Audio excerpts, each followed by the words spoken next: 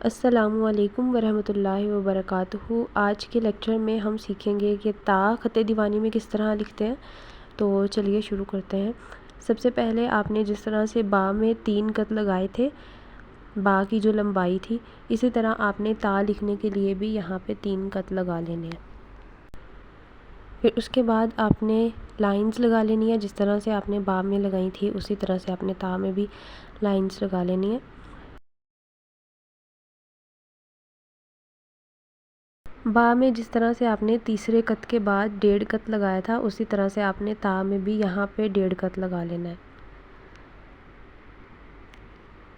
और फिर उसके बाद आपने यहाँ पे ऊपर 2 कत लगाने हैं।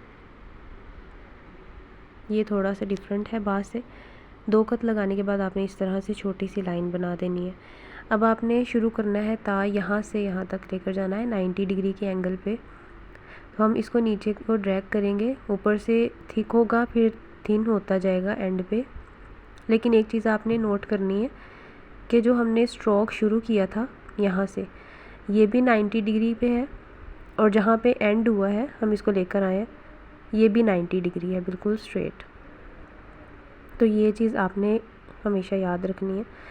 फिर उसके बाद अब हम इसको ऊपर लेकर जाएंगे, यहाँ पे टच नहीं करेंगे इस लाइन के साथ, इस लाइन से थोड़ा सा नीचे तक हम इसको लेकर जाएंगे। यहाँ से एक स्ट्रोक 90 के एंगल पे स्ट्रेट कलम को रखना है और आहिस्ता आहिस्ता ऊपर लेकर जाना है, थिक से थिन करना है, मोटे से बारीक करना है।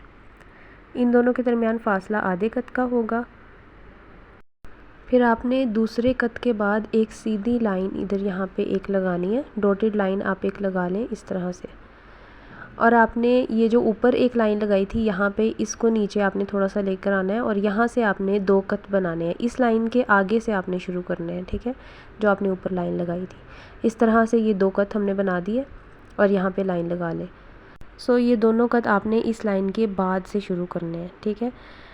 और आपने अब अगला स्ट्रोक यहाँ से बनाना है, इस तरह से यहाँ पे एंड करना है। तो उससे अगला स्ट्रोक भी आपने 90 से शुरू करना है, 90 के एंगल पे, और आपने इसको यहाँ से ड्रैग करना शुरू करना है। और जहाँ पे ये लाइन हमने लगाई है, एंड की है, वहाँ पे आपने इसको स्टॉप करना है।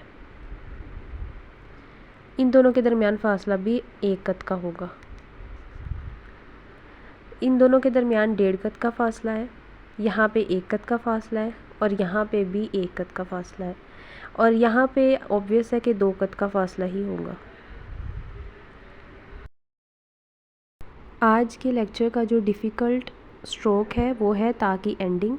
आपने इसको अच्छे से बनाना है, इस पे फोकस करना है, 90 के एंगल से शुरू करना है और इसको स्टॉप भी 90 के एंगल पे करना है, और ये 2 कत के बराबर होना चाहिए।